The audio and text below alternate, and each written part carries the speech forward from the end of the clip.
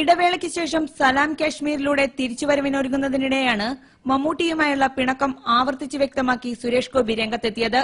എന്നാൽ പിണക്കത്തിന്റെ കാരണം പറയാൻ അദ്ദേഹം തയ്യാറായില്ല.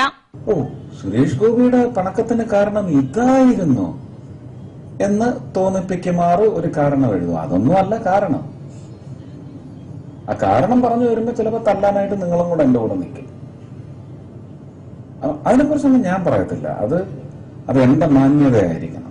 ഞാൻ പറഞ്ഞ എന്റെ മാന്യതയ്ക്ക് ക്ഷതമേൽക്കും. സൂപ്പർ താരങ്ങളാണ് മലയാള സിനിമയെ നിയന്ത്രിക്കുന്നതെന്ന ശ്യാമപ്രസാദിന്റെ പ്രസ്താവന ചൂണ്ടിക്കാട്ടിയപ്പോൾ സുരേഷ് ഗോപിയുടെ പ്രതികരണം ഇങ്ങനെ: അതെ, സൂപ്പർ താരങ്ങൾ അവരുടെ പടം റിലീസ് ചെയ്യാൻ വേണ്ടി അല്ലേ എന്ന് എന്തോ പറഞ്ഞു അല്ലേ.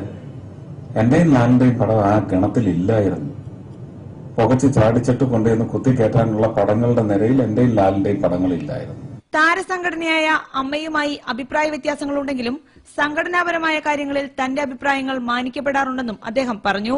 സലാം കാശ്മീരിന് ശേഷം ഹോട്ടൽ കാലിഫോർണിയയുടെ സംവിധായകൻ അജയ് ജോണിന്റെ കിങ് ഫിഷർ, പ്രശസ്ത സംവിധായകൻ ശങ്കറിന്റെ ചിത്രത്തിലെ വില്ലൻ വേഷം എന്നിവയിലൂടെ സിനിമയിൽ വീണ്ടും സജീവമാകാൻ ഒരുങ്ങുകയാണ് സുരേഷ് ഗോപി. India Vision, Thiruvananthapuram.